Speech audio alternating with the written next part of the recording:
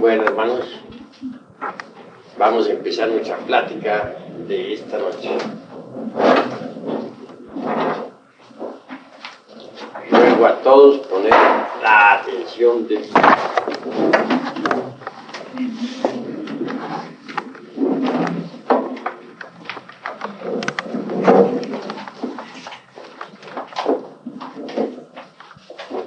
en todo caso, el sentido de la plática de esta noche significa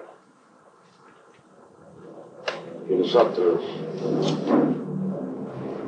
no debemos dejarnos llevar de las apariencias. Debemos no dejarnos fascinar por las distintas escenas de la vida. La vida es como una película.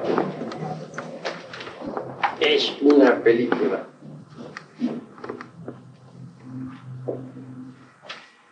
Compuesta, como es natural, por muchos cuadros, escenas. No conviene en modo alguno identificarnos con ninguna escena, con ningún cuadro, con ninguna apariencia. Porque todo pasa. Pasan las personas, pasan las cosas, pasan las ideas. Todo en el mundo es ilusorio. Cualquier escena de la vida,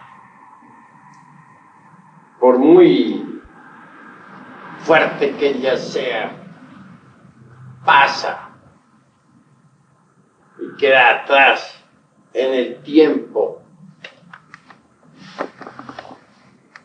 Lo que nos debe interesar a nosotros es eso que se llama el ser,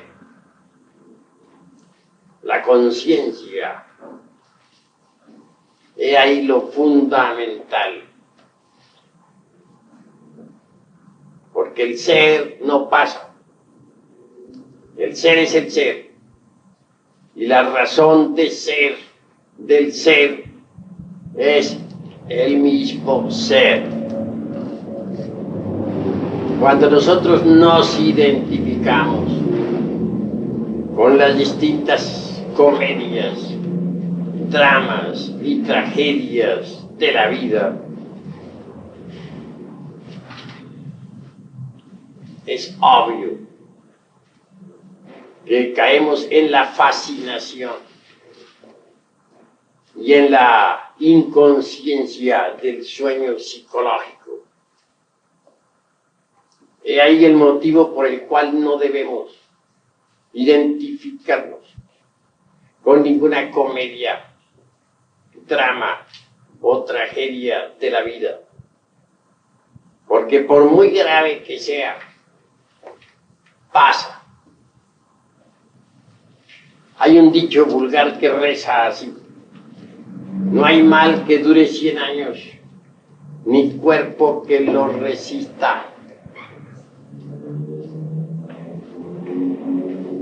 Así que todo es ilusorio, pasajero. Uno a veces en la vida se encuentra con algunos problemas difíciles. Sucede que a veces no encuentra uno en la vida dijéramos la salida, la solución al problema. Y este se vuelve enorme, monstruoso, gigantesco ante nuestra mente. Entonces sucumbe uno entre las preocupaciones. Dice, ¿cómo haré? ¿Qué haré? No le encuentra escapatoria.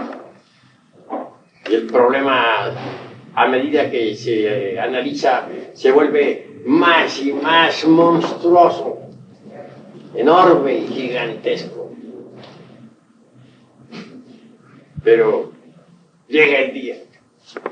Y si nosotros afrontamos el problema tal cual es decir, si agarramos el toro por los cuernos, como se dice, vemos que el problema queda en nada.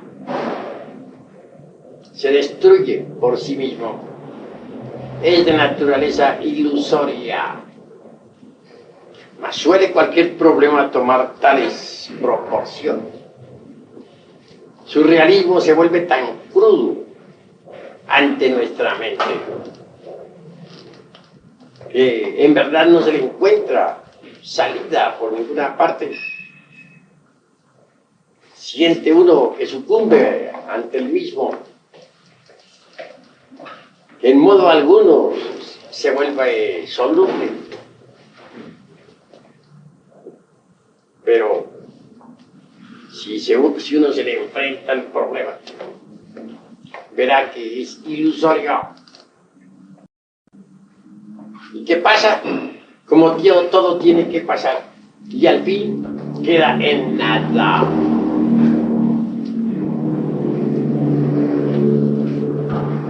Si uno procede en esta forma, no identificándose jamás con ninguna situación, con ningún evento, logrará estar siempre alerta y vigilante, como el vigía en época de guerra. Y es en ese estado de alerta donde uno descubre sus defectos psicológicos.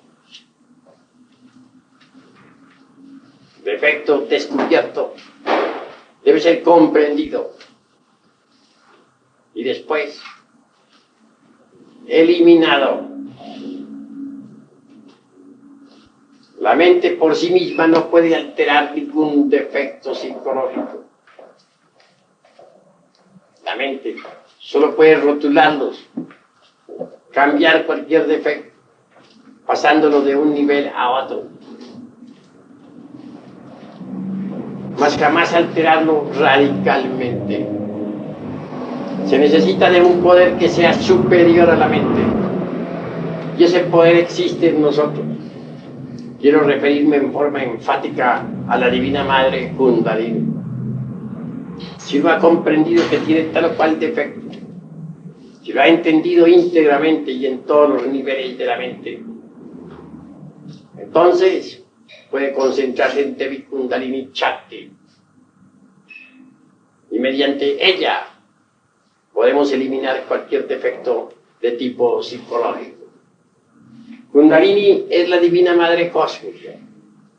En las religiones se le ha representado como María, o como Tonantzin, Maraj, Rea, Cibeles, Adonía, Insoberta, etc.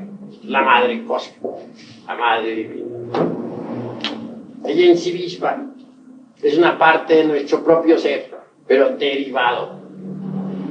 Quiero decir con esto que la Madre Cósmica está dentro de nosotros mismos, aquí y ahora. Y si nosotros imploramos a ese poder, si pedimos a la Madre Divina, elimine de nuestra psiquis cualquier defecto de tipo psicológico, ella así lo hará. Es obvio que por tal motivo se desintegrará el defecto en cuestión. Mediante la Divina Madre Cósmica podemos eliminar todos nuestros defectos psicológicos. Como quiera que la conciencia está embotellada entre los defectos, eliminados estos, la conciencia despertará radicalmente. Y entonces podremos ver, oír, tocar y palpar las grandes realidades de los mundos superiores. Pero eso es indispensable no identificarnos con ninguna circunstancia de la vida. Cuando no nos identificamos con tal o cual problema, cuando permanecemos alerta, descubrimos en el problema nuestros propios defectos psicológicos. Normalmente se ha visto que los problemas obedecen al miedo. El yo del temor mantiene los problemas vivos. Se le teme a la vida, se le teme a la muerte, se le teme al qué dirán, al dice que se dice, a la miseria, al hambre, a la desnudez, a la cárcel, a todo se le teme. Y debido a esto, los problemas se hacen cada vez más insolubles, más fuertes. En un problema económico, ¿qué tememos? La ruina. O el que tengamos que pagar determinada deuda. O el que si no pagamos nos meten a la cárcel. Etcétera. Etcétera. En un problema de familia, ¿qué tememos? Él dice que se dice. La lengua viperina. El escándalo. Los intereses creados. Etcétera, etcétera, etcétera. Pero si se elimina el yo del temor, ¿en qué queda el problema? Todo se esfuma, se vuelve nada. Tenemos que pagar el alquiler de una casa. Tememos que nos lancen a la calle. Hasta pasamos noches desvelados, pensando en que el actuario ha de llegar y sacarnos a la calle. Al fin llega el día y resulta que el problema se solucionó, quizá por donde menos lo esperábamos. Entonces, ¿en qué quedó el problema? Y si no se solucionó la cuestión, si nos echaron a la calle con todos los muebles, etcétera, ¿qué pasó? La calle no se quedarán los muebles, alguien tendrá que recogerlos. En fin, por ahí no faltará dando vueltas a un lugar donde meterlos. Si los muebles se perdieron, ¿y qué? Más se perdió en el diluvio. ¿Por qué nos vamos a pegar a unos muebles?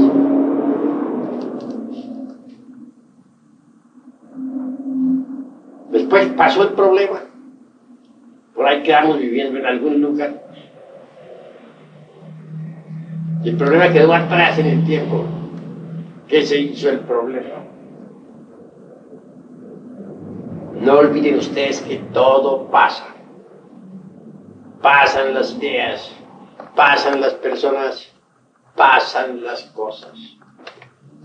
Todo en este mundo es fugaz e ilusorio. No podemos y no debemos identificarnos con las apariencias, porque las apariencias engañan. Eso es obvio. Pensemos en los estados de conciencia. Y eso es superlativo.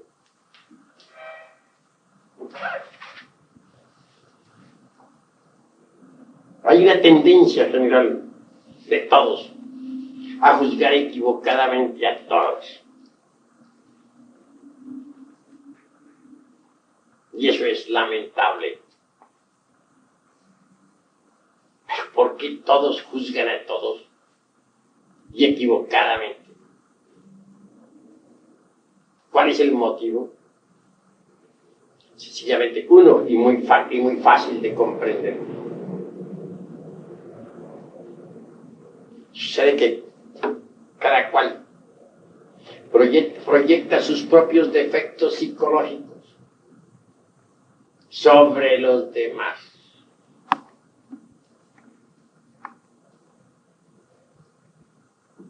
Cada cual ve en el prójimo sus propios defectos.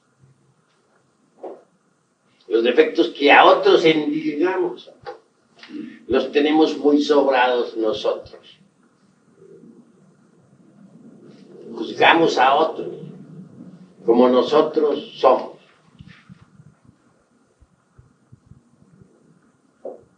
oído hablar ustedes de la antipatía mecánica. Que de pronto alguien siente antipatía por alguien sin haber motivo alguno. Entonces decimos, esta persona me cayó gorda. Frase muy típica que usamos. ¿Pero por qué? Si nunca la hemos visto, si hasta ahora nos la acaban de presentar. ¿Qué sucedió? ¿Por qué nos ha caído tan gorda esa persona? Si ni la conocemos. Porque le vimos la apariencia, es alta, es baja, es gorda, es delgada, tiene la nariz aguileña o la tiene achatada. Y ese es motivo ya como para decir que nos cayó gorda. ¿Qué ha sucedido? Sencillamente porque hemos proyectado sobre nuestra víctima nuestros mismísimos defectos psicológicos. Posiblemente hemos visto en esa persona el defecto más grave que tenemos. Y a nadie le gusta verse así, dijéramos, tan escarnecido.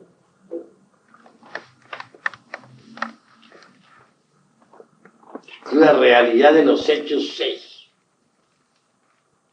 que tal persona se ha convertido en el espejo, donde nosotros nos vemos a sí mismos tal cual somos. Si estamos alertas, si no nos identificamos con el evento, con la persona aquella que nos cae tan gorda, si en vez de estarla criticando, nos autocriticamos, nos autoobservamos, a ver qué es lo que está pasando, descubriremos que un defecto nuestro, nacido de ayer o de antier, o quién sabe de qué tiempo atrás, o tal vez o de otras existencias, se ha reflejado en aquella persona. Y por eso nos cae tan gorda. He ahí lo que es la antipatía mecánica, absurda en un 100%. Nosotros necesitamos aprender a vivir políticamente.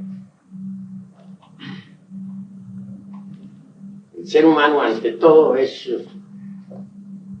un ente político, un animal político.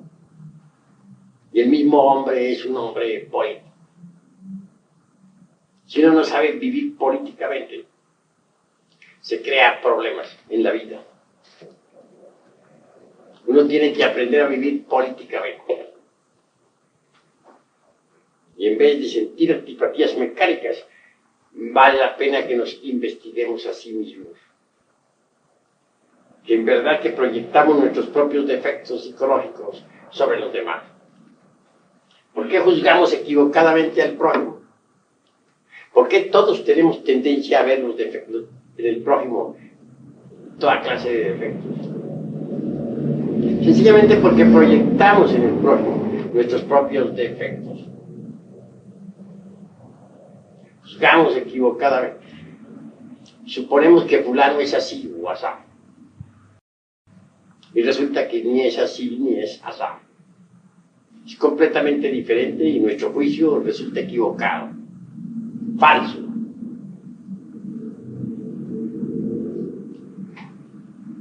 Vemos los hechos ajenos y tenemos la tendencia a interpretarlos erróneamente.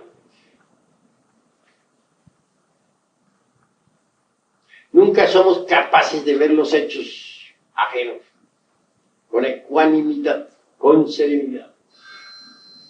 Siempre los calificamos equivocadamente.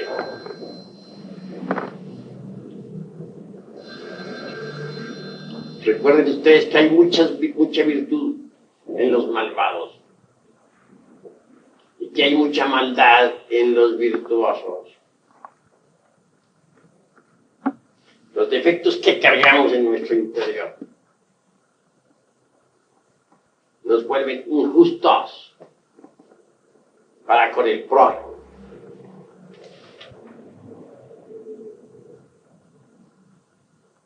Nosotros nos amargamos a sí mismos la vida con nuestros propios defectos. Y lo más grave, se la amargamos a los demás.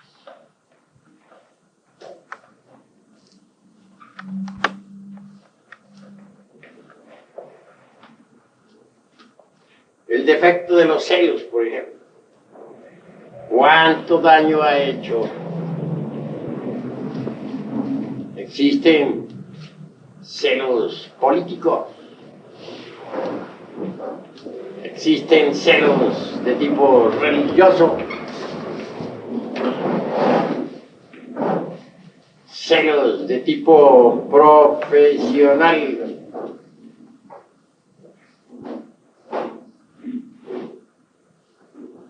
Celos pasionarios,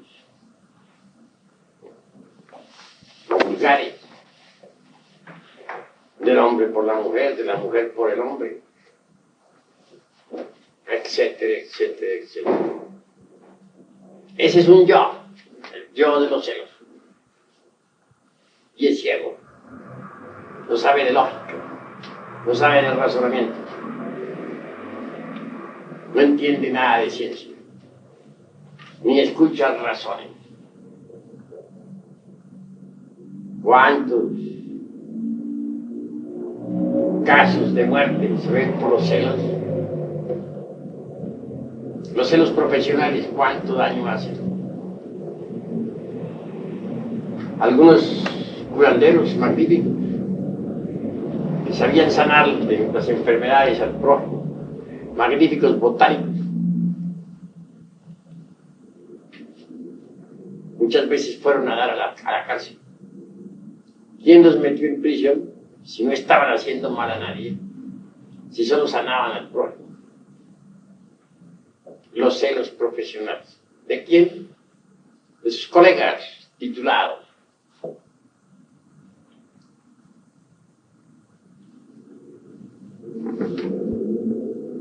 Y en el campo profesionista, los celos parecen multiplicarse espantosamente. Hay círculos y círculos. Círculo artístico, círculo político, círculo religioso, pero en cada círculo hay terribles celos. Espantosos. Sufren los celosos y hacen sufrir también a sus semejantes. Los celos han causado mucho daño. Gravísimo. Y si eso decimos de los celos, ¿qué diremos nosotros de todos los otros defectos que tenemos? Ahora las apariencias engañan. Muchas veces juzgamos un acto ajeno en forma equivocada, de acuerdo con nuestros celos. Y el resultado viene a ser precisamente la calumnia. Y todos calumnian a todos. Eso está ya demostrado.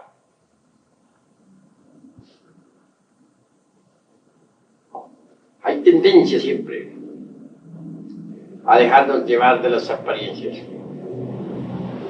Determinado acto puede ser juzgado en una forma y la realidad correspondiente al mismo es otra.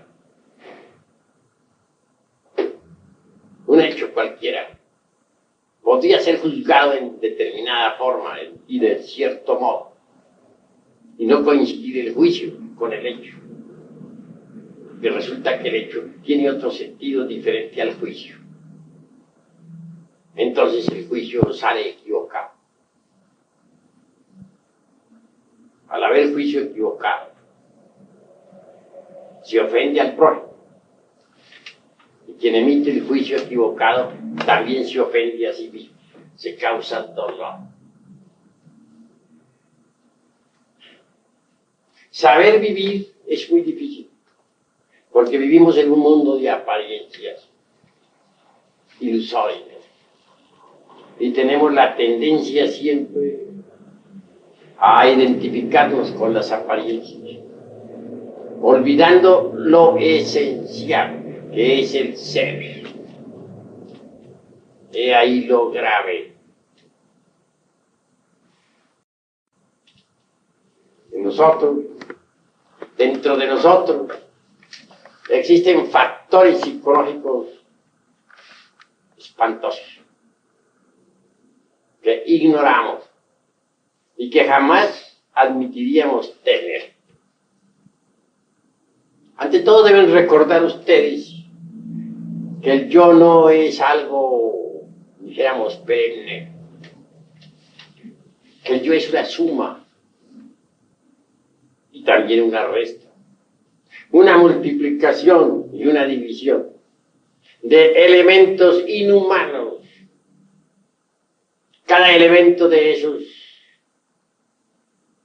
es un yo. Así pues, no tenemos un solo yo, tenemos muchos yos. Nuestro yo es pluralizado, no singularizado.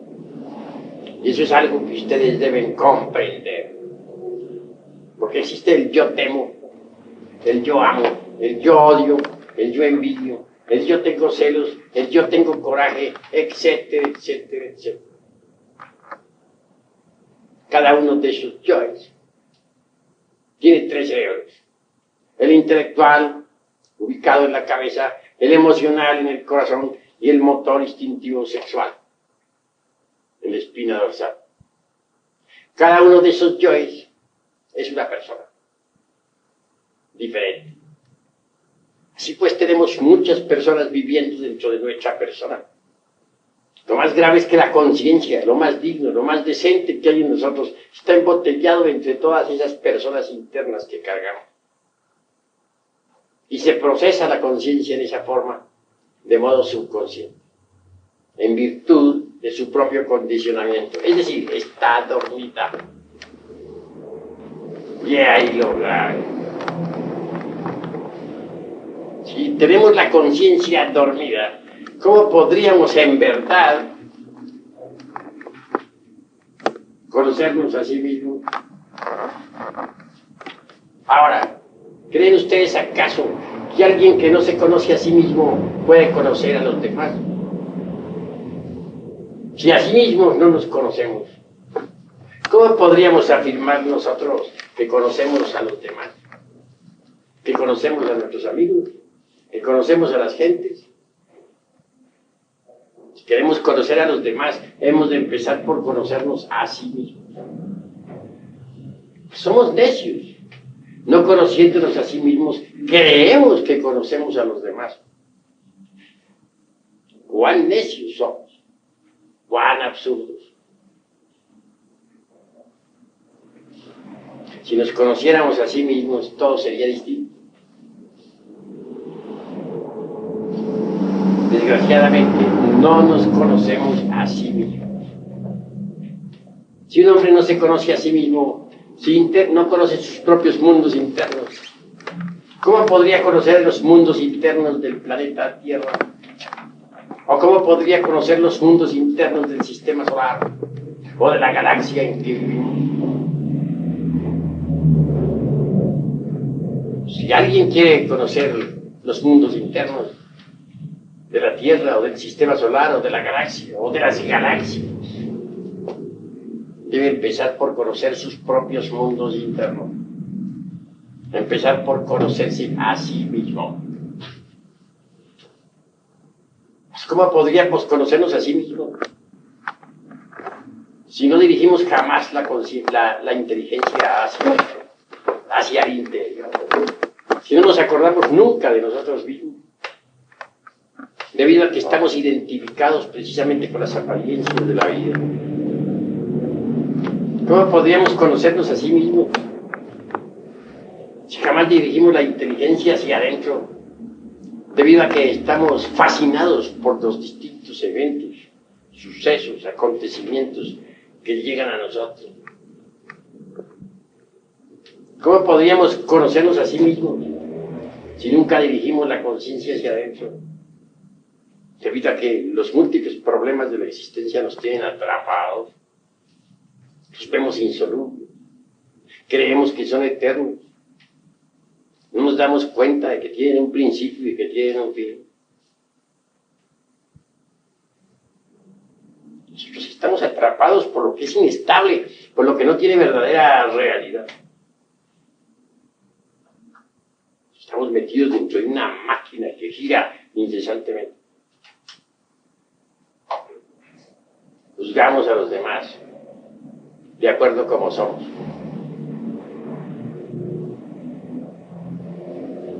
Hay tantos y tantos errores.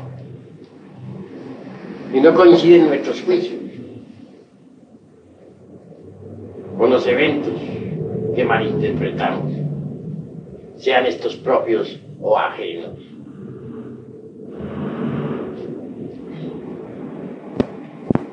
Obviamente estamos metidos dentro de una máquina que gira incesantemente, pero andamos sonámbulos, inconscientes, dormidos. Nada sabemos sobre sí mismos, porque nunca nos acordamos de sí mismos, de nuestro propio ser. Tenemos la mente demasiado ocupada en las cosas ilusorias, en lo que es pasajero.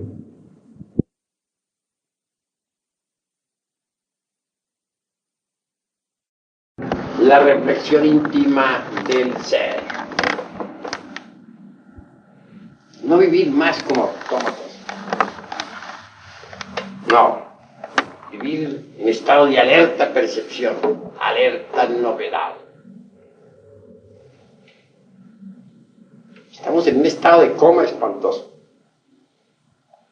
Reflexionen en esto. No nos conocemos a sí mismos, primero.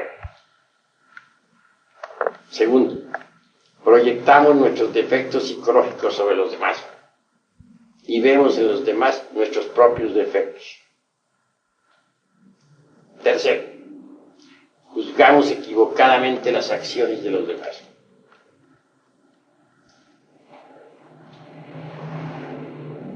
Cuarto, tales acciones no coinciden con el juicio que nosotros emitimos. Quinto, el juicio que nosotros emitimos es en verdad el propio defecto psicológico que sobre el prójimo hemos proyectado. Conclusión, el prójimo nos está sirviendo de espejo, pero nosotros no nos damos cuenta en nuestra inconsciencia de que el prójimo está únicamente reflejando nuestros propios defectos, nuestro propio yo psicológico. El prójimo es un espejo donde nosotros nos reflejamos. Mas no comprendemos que el reflejo que hay en el espejo es nuestro propio reflejo. Ni siquiera nos damos cuenta de que nos estamos reflejando en el prójimo. Antes bien, estamos tan identificados con el evento, con el suceso, con la circunstancia o circunstancias, que ni remotamente se nos ocurre reflexionar en todas estas cuestiones. Vivimos en un estado de fascinación, de inconsciencia, de sueño psicológico. Si en estos asuntos de la vida práctica, diríamos terrenales, andamos tan inconscientes, ¿qué podríamos decir nosotros con respecto a las cosas celestiales? En verdad, que podríamos malinterpretar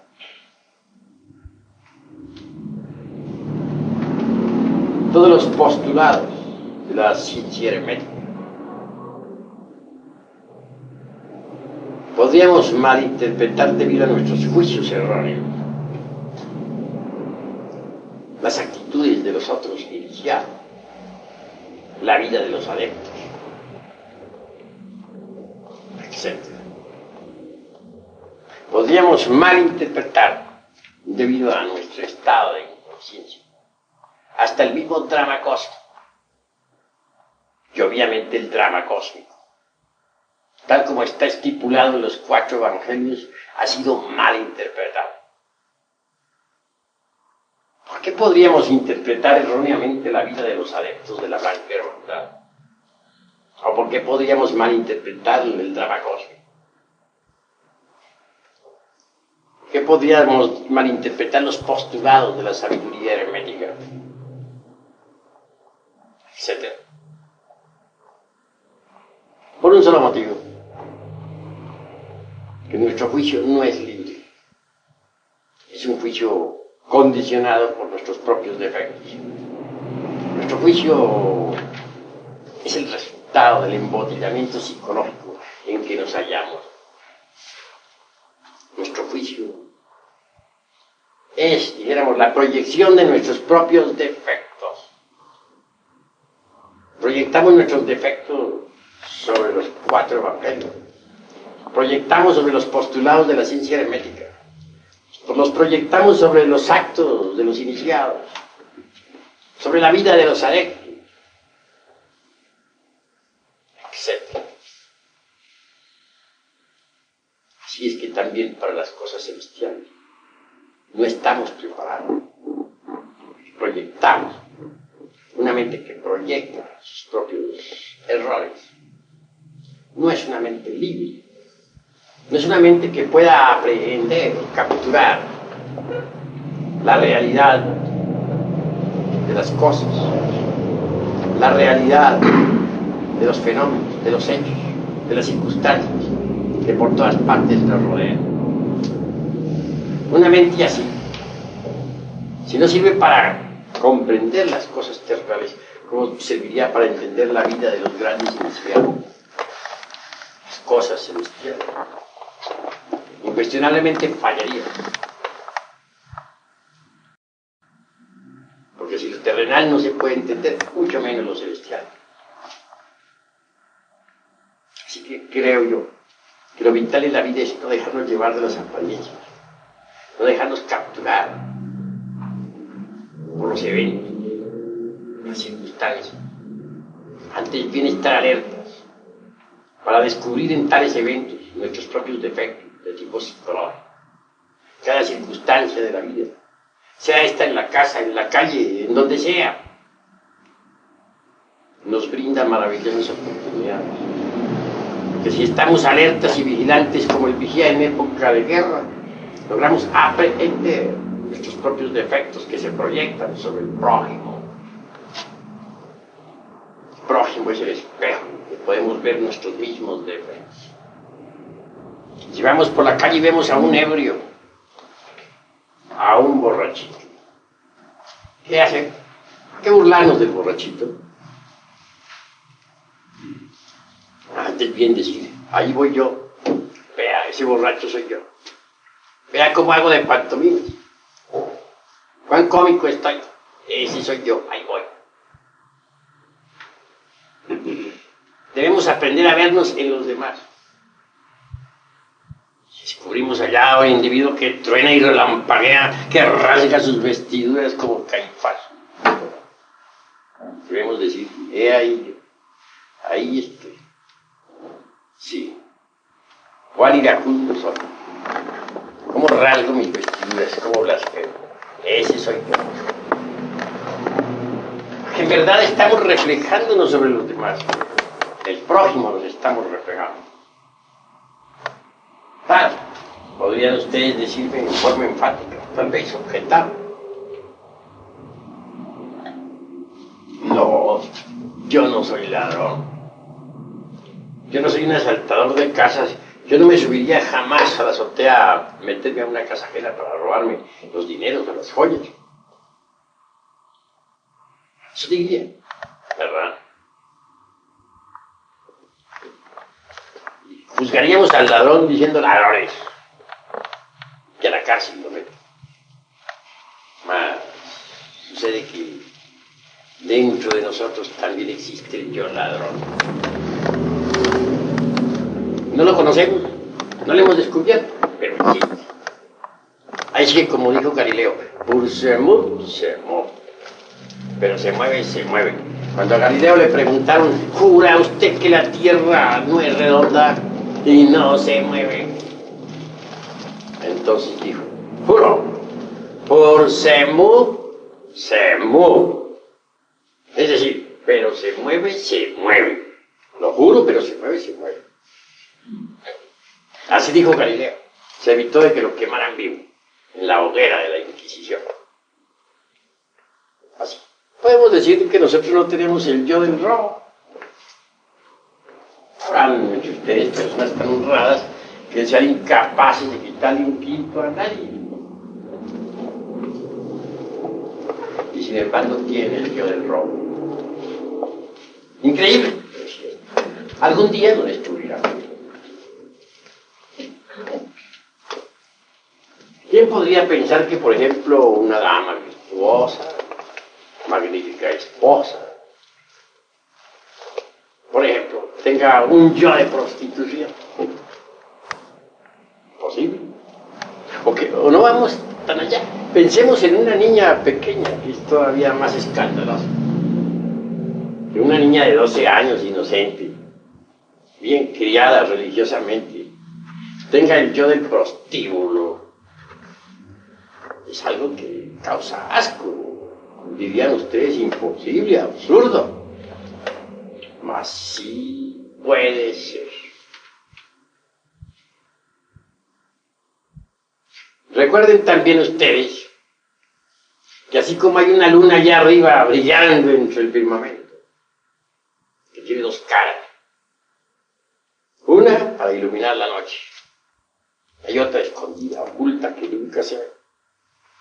Así también hay una luna psicológica dentro de cada uno de nosotros, con dos caras. La que se ve y la que no se ve. La manifiesta y la pública. En la cara manifiesta de esa luna o psicológica tenemos los defectos que a simple vista resaltan. Ira, codicia, lujuria, envidia, orgullo, pereza, gula, etcétera, etcétera, etcétera, y otras tantas guerras. Pero tras de esa luna psicológica, tras de esa cara que a simple vista se ve, en nuestra luna psicológica, existe la parte oculta, la que no se ve.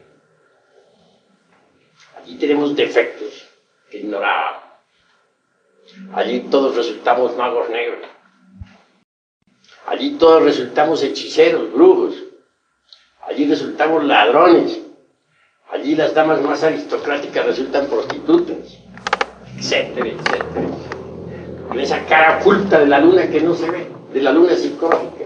Hay yoes de prostitución, hay yoes de adulterio, hay yoes de asesinato, hay yoes de robo, etcétera, etcétera. Yoes que normalmente ignoramos. Porque si alguien nos dijera que nosotros tenemos tal o cual yo de eso, nos ofenderíamos. No aceptaríamos de ninguna manera. Mas sí los tenemos.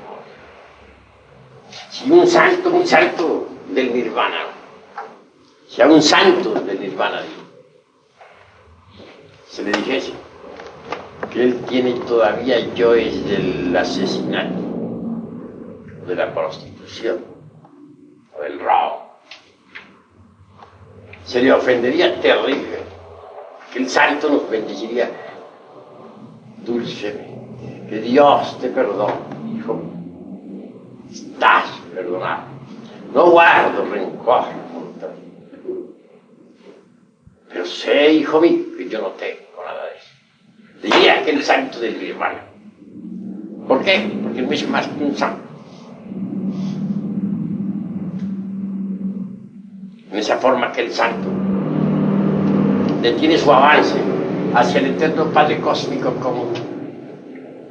Y muchos son los santos que así están detenidos en su avance, que en verdad son, aunque sean del nirvana, en la cara oculta de la luna que no se ve, en esa cara oculta de la luna sí cargan todos esos yoes. Y esto es lo que no entienden muchos. Esto es en verdad lo grave. Todos tenemos la tendencia a justificar, a dejarnos llevar por las apariencias. En cuanto a lo que a mí se refiere, ni soy santo, ni me interesa ser santo. ¿Por qué no me interesa ser santo? Porque me detendría en mi progreso esotérico. Sé muy bien que en la parte oculta de mi luna psicológica tienen que existir, indubitablemente existen, yoes de tiempos antiguos, escondidos entre las tinieblas. Eso lo sé. Sé también que solo penetrando heroicamente con la espada en la mano en esa zona de nuestra luna psicológica podremos en realidad de verdad eliminar tales defectos. Mas esto es muy avanzado. Normalmente las gentes pueden eliminar los defectos de esa parte de la luna psicológica, esos defectos que resaltan, que a simple vista se ven. Ya cuando se trata de penetrar en la parte oculta de la luna psicológica, en la parte escondida, pues se requiere un esfuerzo mayor. Eso pertenece ya a la iniciación de Judas. Corresponde a la pasión por el Señor. Nadie podría penetrar en esas zonas si no empuñara la lanza en la forja de los ciclos, es decir, en la novena esfera. Misterios, sí, muy grandes. El santo no llega tan lejos. Se contenta con eliminar los yoes defectos que posee en la cara visible de su luna psicológica. Luego, se beatifica. De ahí no pasa. Y entonces se estanca. He ahí el motivo por el cual yo no soy santo, ni quiero ser santo. Únicamente amo la comprensión. Y eso es lo fundamental. La comprensión de sí mismo. En realidad, de verdad, el adepto está más allá de los santos. Cuando alguien dijo los santos maestros, ese alguien está equivocado. Porque los maestros están más allá de los santos. Primero está el profano, luego el santo y después el maestro. El maestro está más allá de la esfera de los santos. En el maestro está la sapiencia. Mas es posible juzgar equivocadamente a los maestros, a los adeptos. Tenemos siempre la tendencia a proyectar hasta sobre los adeptos nuestros propios defectos de tipo psicológico.